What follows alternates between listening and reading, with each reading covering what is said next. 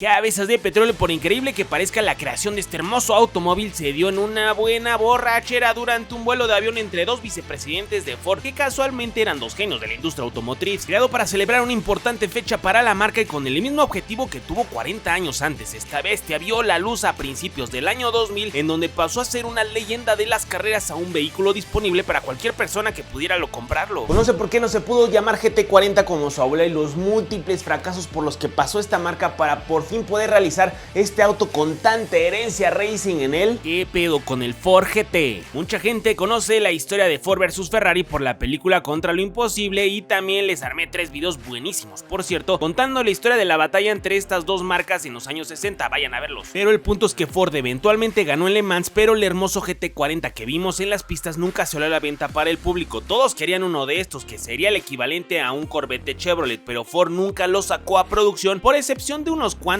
pedidos especiales que realmente no se cuentan como un auto realmente vendido dentro de los distribuidores. Fueron pasando los años, la rivalidad entre Mustang y Camaro fue creciendo, pero en realidad Ford siempre se quedó con esa espinita de realizar un super deportivo de motor central como el GT40. Primero lanzaron el GT44, pero nunca lo hicieron. Después fabricaron el concepto llamado Mach 2 de inmediato, que me recordó mucho al Corvette C2 cuando vi este auto. Este Mach 2 me parecía hermoso y estuvo a punto de salir al mercado, pero un importante ejecutivo de Ford llamado Lido Anthony Iacocca, mejor conocido como Lee Iacocca, pues a él le pareció que el desarrollo y producción de este auto sería muy caro, sobre todo porque él ya había trabajado con un compa argentino en un proyecto tremendo que les prometo después hacer video de esta gran historia, que es el de Tommaso Pantera. Iacocca sería el primero en impulsar que el de Tommaso Pantera se vendiera a través de los distribuidores de Ford, y con eso pues la verdad es que ya quedó totalmente cancelado el proyecto del Mach 2. Pero había otra posibilidad en los 70s de que ese proyecto viera la luz bajo otro nombre, y era por parte de la división de Ford en Inglaterra, que de por sí ellos fueron los encargados de la creación del GT40, y es que ahora estaban metidos en el World Rally Championship con un vehículo llamado Ford GT70 y un pequeñín de motor central V6 que competía en los rallies, y la división de diseño de Europa hizo un concepto de este auto para venderse en las calles, pero al final no llegó a nada, y esto se repitió con el GT90 y el Indigo Concept, que se veían chidos pero nada más nunca vieron la luz en producción. Mi rey, se acabaron gastando más dinerito haciendo conceptos que nunca hicieron que hubieran desde el principio llevado el coche a producción y a venderlo. Sí, Turbo Memedor tuvieron demasiados conceptos y las limitantes en todas siempre era de cierta forma el dinero. Incluso hay una muy buena historia detrás de un concepto llamado GN34. Este competiría con el Ferrari 328, usaba el V6 del Taurus Show, o bueno, ACH o no, como le quieras decir. Ya casi lo hacían, pero de acuerdo con Jason Camisa del canal YouTube Haggerty, Ford vio que le saldría carísimo la producción del auto y casi no ganarían dinero, así que prefirió usar ese presupuesto para desarrollar una SUV llamada Explorer. Sí, con esa lana hicieron Explorer, sobra decirlo, pero pues fue un rotundo éxito esa SUV. Sí, cabezón, ya nos quedó claro que nada más no se animaban a hacer el auto, pero mejor ya cuéntanos cómo sí se animaron a hacerlo. Ahí te va, Turbohater. Había un vicepresidente bastante bueno en Chrysler, había estado detrás de la creación de un auto que revolucionaría la industria automotriz americana, y es un auto que pronto les contaré su historia también, me refiero al Dodge Viper. El nombre de este compa del que les hablo se llama Chris Theodore, y este compa la estaba rompiendo en Chrysler, pero de repente andaba ahí en la compu, vio una vacante en Ford de vicepresidente, estuvo viendo, mandó su currículum, vio que andaban muy buen billete y pum, vale, que se cambia la competencia ahora como vicepresidente, pero en Ford. Este compa en sus primeros días de trabajo ahora en Ford lo mandaron de viaje a Europa junto con otro compañerito de su trabajo que es J. Maisel. Él ocupaba la posición de vicepresidente de diseño en Ford, y empezaron a platicar en el avión. Resultó que los dos le iban a la América y que le daba el trago, y se hicieron super brothers mientras le entraban duro a las chelas. Y entrados en copas, el Chris Theodore le empezó a netar diciéndole que quería hacer desde que trabajaba en Chrysler un deportivo de motor central como los europeos, y ahora en Ford no se iba a quedar con las ganas, y el J. Mace le dice: pues yo te ayudo, compa, vamos diseñándolo, y cómo ves si lo llamamos GT40. Pues va, y pum, vale, así nació la idea. Sí, papá, pero ya antes habían tenido la misma idea y nunca pasó. ¿Qué fue lo que cambió que ahora sí pasó? Uf, Turbo Memedor, pues al principio la cosa se puso bastante complicada, pero te voy explicando cómo estuvo. Aunque probaron con diseños futuristas inspirados en el GT40 de los 60s, al final alguien tuvo la genial idea de dejarse de tonterías y simplemente replicar el auto, y qué maravilla fue eso. Después se complicaron las cosas cuando el CEO de Ford, Jacques Nasser, fue despedido tras una gestión bastante corta, y William Ford tomaría su lugar, que por cierto este compa es bisnieto de Henry Ford y tiene una gran historia, también luego les cuento ese chisme. Pero había algo que impulsaría muchísimo a que el Ford GT40 sí se llevara a producción, y era el cumpleaños de alguien, ya que ese GT40 sería el regalo perfecto. Y bueno, como tal no es alguien, más bien era el cumpleaños de Ford Motor Company, que cumplía nada más y nada menos que 100 años de historia. El nuevo CEO se jaló a un nuevo COO, es decir, Chief Operating Officer, o sea, el jefe de operaciones llamado Nick Shield, y los dos andaban necios con que querían que el nuevo proyecto no fuera un GT40, sino un concepto llamado 49 que se parecía mucho al Thunderbird de inicios del año 2000, y sí se veía bastante bien, pero no como el GT40. ¿Y se acuerdan que les conté del vicepresidente de diseño Jay Mays? Pues este güey sabía que si no se ponía pilas, el GT40 iba a pasar a la historia como un auto más que jamás se hizo, y de acuerdo con Jason Camisa, Jay Mays se llevó un prototipo del GT40 a escala real que tenía en fibra de vidrio pintado en color Gulf Livery, que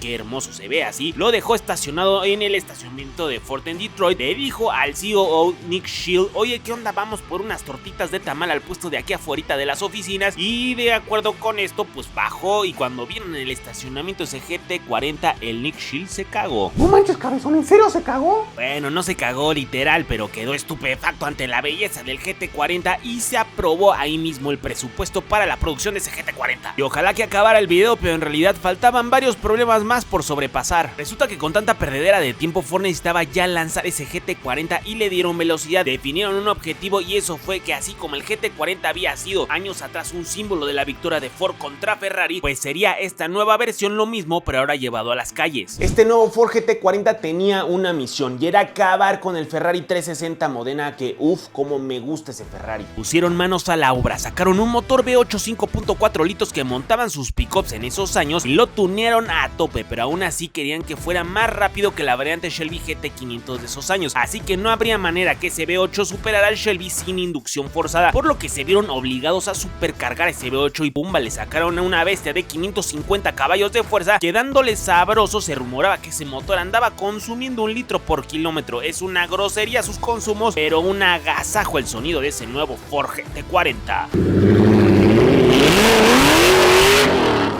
Un momento, querido cabezón, he escuchado que durante el video en repetidas ocasiones has llamado al auto como GT40, cuando en realidad su nombre fue Ford GT. Creo que es importante aclararle al público que el nombre oficial con el que se quedó ese auto fue Ford GT y no GT40. Es cierto, Sabelo Turbo, y un excelente punto. Originalmente en los 60s el auto se llamaba Ford GT y el proyecto para carreras de resistencia como Le Mans se llamaba GT40, y de ahí se quedó el apodo. Dicen los chismes que cuando en los 70s Ford abandona el proyecto de seguir compitiendo, cede la continuación del programa a una empresa británica que pasa por diferentes manos, y en los 80s una refaccionaria registra el nombre GT40, y por increíble que parezca, Ford no es dueño de ese nombre. Cuando intentaron registrar para vender el Ford GT40, pues se llevaron esa sorpresota, quisieron comprar el nombre y el actual dueño se las quiso vender en $40 millones el uso del nombre. Ford por supuesto mandó a volar a estas personas, no les dio ni $1 y mejor cambió el nombre de Ford GT40 a solo Ford GT. Pues salió al mercado esta chulada y no solo venció el Ferrari 360 Modena, era incluso más rápido que el Challenge Stradale, la variante del 360 Modena de alto desempeño, así que Ford lo volvió a hacer, venció a Ferrari en su propio juego, o bueno, eso es lo que muchos decían. La verdad es que sí era brutalmente rápido ese Ford GT, pero tenía montones de quejas de fallas en el motor. El buen Jeremy Clarkson fue de los primeros en recibir estas ediciones del Ford GT, y la verdad es que desde que le llegó siempre se estaba quejando de que el auto no arrancaba y se la pasaba más en el mecánico que andando. Creo que ningún dueño de esta generación del Ford GT ha tenido una muy buena experiencia en confiabilidad, pero la verdad es que a mí me vale. Hoy ese Ford GT vale más que 3 Ferraris 360 Modena juntos. Es una pieza de colección cotizadísima por su gran herencia de historia. Así que ya denle amor a este video, que me ayudaría muchísimo para poder seguir creciendo en el canal. Díganme en la caja de ahí abajo qué otra historia les gustaría ver en video. Ya saben que son los mejores. Se agradece muchísimo que hayan llegado al video hasta acá porque duró muchísimo hoy. Hasta la próxima.